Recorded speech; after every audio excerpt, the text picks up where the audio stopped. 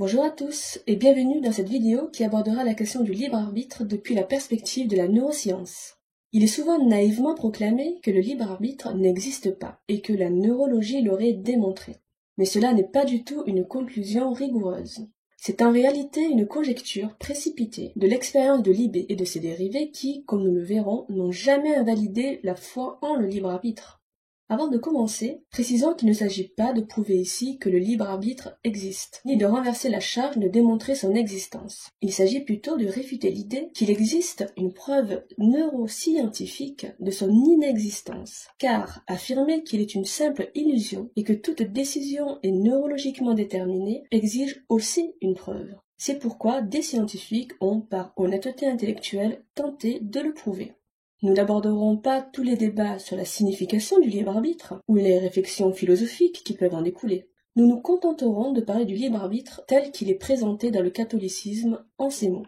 La liberté est le pouvoir, enraciné dans la raison et la volonté, d'agir ou de ne pas agir, de faire ceci ou cela, de poser ainsi par soi-même des actions délibérées. Par le libre arbitre, chacun dispose de soi. La liberté rend l'homme responsable de ses actes dans la mesure où ils sont volontaires. Il est important de retenir de cette définition que le libre arbitre n'est pas une liberté sans limite, ni même une protection contre des influences extérieures, mais de simplement pouvoir agir volontairement au milieu de celle-ci. Certains pensent que nos connaissances du cerveau auraient rendu cette définition du libre arbitre impossible à envisager. Ils se basent notamment sur les travaux du scientifique Benjamin Libet. L'expérience de Benjamin Libet consistait à mesurer les réponses cérébrales de plusieurs sujets lors d'une tâche dans laquelle ils devaient contracter leurs poignets spontanément et reporter sur une horloge le moment où ils sont devenus conscients de leur décision de le contracter. En moyenne, les participants déclaraient être conscients de leur décision environ 200 millisecondes avant la contraction. Mais l'électroencéphalogramme révélait que leur cerveau avait déjà déclenché un potentiel de préparation, c'est-à-dire qu'il y avait déjà un signal électrique environ 550 millisecondes à l'avance, soit 350 avant que les sujets soient conscients de leur action. La conclusion hâtive que beaucoup font est que toutes nos actions sont déjà prédéterminées avant même que l'on en soit conscient, et que donc le libre arbitre n'existe pas. Bien évidemment, cela n'est pas solide. Nous reprendrons les arguments intéressants soulevés par le philosophe Alfred Mell. Premièrement, Benjamin Libet lui-même donnait une solution à cela. En effet, à chaque fois, il restait une période de temps entre l'action et la décision consciente, ce qui permettait d'annuler la décision, comme par un veto. Cela suggérait qu'on pourrait toujours avoir la liberté de ne pas réaliser l'action, même après qu'elle soit enclenchée par le cerveau. Deuxièmement, nous pouvons également prendre du recul sur ces observations. Déjà, il n'y a aucune garantie que le potentiel évoqué dans le cerveau soit une décision prise à l'avance. Il est possible que ce signal électrique soit simplement relatif à un état des participants avant une prise de décision, et ce signal peut apparaître également sans qu'aucune décision ne soit prise. Le signal pourrait donc refléter la simple préparation à une décision, et non la décision en elle-même. C'est ce qui fut confirmé dans une étude en 2012 qui démontrait que la décision dépendait en fait d'un seuil de préparation qui n'était atteint qu'au moment de prendre consciemment la décision, les signaux détectés par Libet n'étant qu'une préparation à décider, non pas une décision. D'ailleurs, nous pouvons ajouter qu'il s'agit ici d'une simple action irréfléchie arbitraire. C'est une action physique spontanée qui ne demande pas nécessairement l'appel au libre arbitre. C'est radicalement différent d'une action raisonnée et réfléchie. On ne peut donc pas l'élargir comme une preuve que toutes nos décisions sont prédéterminées. Il y a toujours une place pour peser le pour et le contre, produire une décision sur la base d'une réflexion individuelle, non guidée par les automatismes du corps ou les réflexes. Ainsi, en 2019, une étude démontrait que ces signaux électriques étudiés étaient incapables de prédire une réponse réfléchie. Le professeur Mell faisait également le parallèle avec le principe du signal de départ. Il a été démontré qu'en moyenne, il faut 231 millisecondes, non pas 550, pour générer une réponse motrice à l'annonce d'un signal. Autrement dit, la décision peut être prise en moins de temps que ce que montrait Libet. Cela laisse penser là encore que l'activité cérébrale détectée 550 millisecondes à l'avance n'est pas une décision, étant donné qu'il lui faudrait moins de temps pour bouger en temps normal. Lui-même ayant passé l'expérience, il disait agir en réaction à un signal autodéterminé. Par exemple, prononcer le mot « maintenant » pour se décider à agir. On peut supposer que les sujets fonctionnaient de cette façon. Ils savaient qu'ils allaient agir et attendaient possiblement un signal intérieur pour décider. Ici, la réponse cérébrale pourrait en être un, sans toutefois être nécessairement la décision prise à l'avance. En 2008, une autre expérience du même acabit fut menée, lors de laquelle l'activité cérébrale était mesurée par IRM fonctionnel. Ici, les sujets pouvaient appuyer sur un bouton avec la main droite ou la main gauche. Les expérimentateurs prétendaient pouvoir prédire, jusqu'à 10 secondes à l'avance, la main qui allait être utilisée. Déjà, cette prédiction n'était correcte qu'à 60%. Nous sommes loin de la causalité et proches du simple hasard, cela laisse donc toujours une place pour une décision indéterminée. De plus, il est parfaitement possible qu'une tendance inconsciente à utiliser une main plutôt qu'une autre, dans un certain ordre, soit déjà en place avant d'avoir pris une décision. Car là encore, c'est un choix purement arbitraire qui ne repose pas sur une pensée rationnelle, mais sur une sorte de biais instinctif. Le libre choix pourrait alors être fait en fonction de ces biais instinctifs qu'on déciderait librement de suivre, sans pour autant être déterminé par eux. En 2011, une autre étude du même type que celle de l'IB, avec des électrodes, prédisait correctement une action 80% du temps, 700 millisecondes à l'avance. Là encore, on ne touche pas à la causalité déterministe, étant donné que l'action ne répond pas systématiquement au signal. Et nous pouvons faire la même objection qu'aux autres études. Il peut y avoir des préparations à l'action, des envies, enclenchées inconsciemment dans le cerveau, mais qui ne déterminent en rien notre décision. Il serait toujours possible de choisir de suivre ou de ne pas suivre cette envie instinctive. Il y a bien sûr d'autres alternatives, mais ce qu'il faut retenir ici, c'est que le déterminisme de ces décisions n'a jamais été démontré en neurosciences. Allons plus loin dans le thème.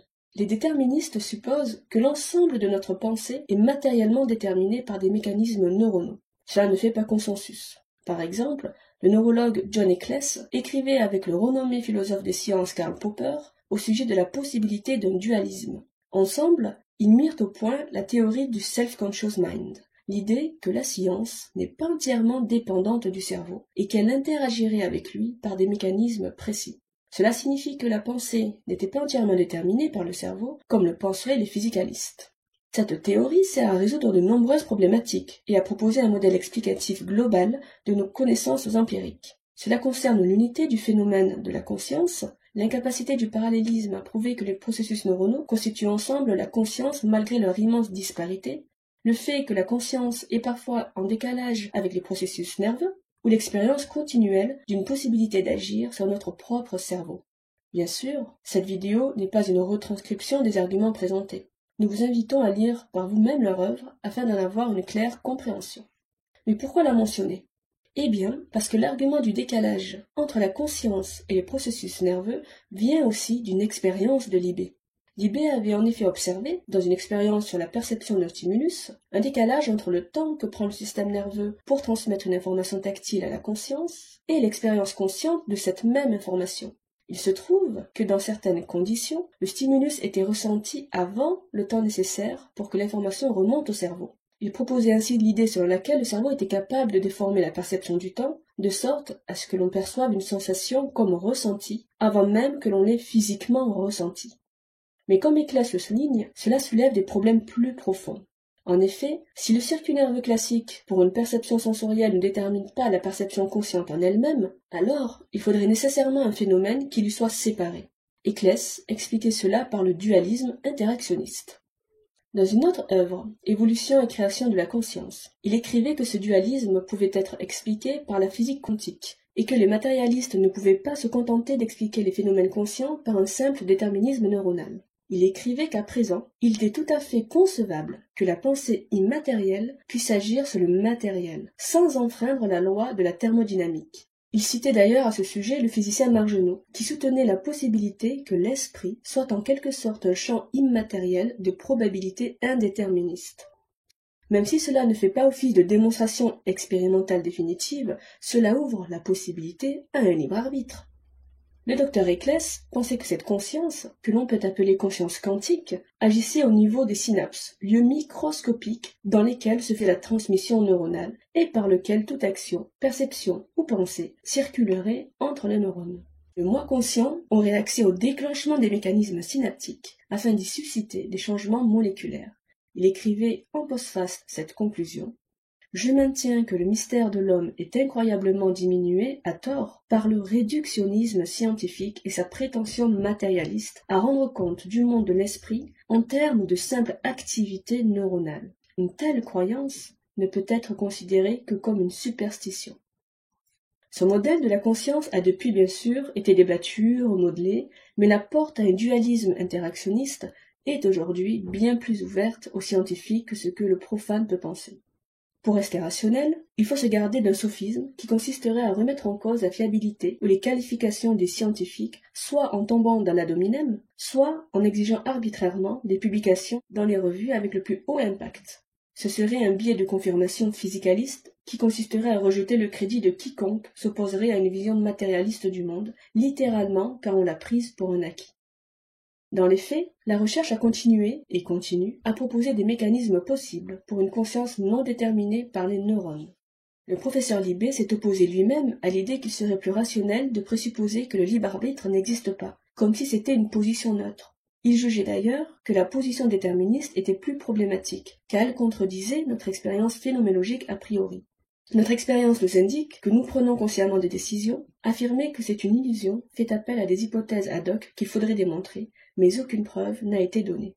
Il n'y a pas de raison, a priori, de rejeter les choses dont nous faisons l'expérience interne consciente, comme par exemple la douleur. Il est rationnellement moins coûteux de la considérer comme une vraie douleur que comme une illusion. C'est pourquoi favoriser l'explication donnée par notre expérience est au moins plus raisonnable, à moins qu'on prouve qu'elle se trompe. Nous pouvons conclure qu'il est naïf d'affirmer, sur la base des études reproduisant le paradigme de Libet, que le libre arbitre n'existe pas, comme si cela avait été indiscutablement démontré. Dire que le libre arbitre est une illusion et que toute décision est prédéterminée neurologiquement est en réalité une croyance philosophique. Cette croyance n'est pas fondamentalement prouvée par la neuroscience. Ainsi, nous pouvons même aller plus loin en disant que la neuroscience n'est pas fermée à la possibilité d'un agent conscient indépendant du cerveau, interagissant avec ce dernier. La foi en le libre arbitre, sans mentionner ses nombreux bénéfices, n'est donc à l'heure actuelle pas ébranlée, contrairement à ce qu'en dit le préjugé. Cette vidéo est à présent terminée. Abonnez-vous si vous voulez plus de vidéos traitant de ce type de questions. Soyez bénis et allez en paix.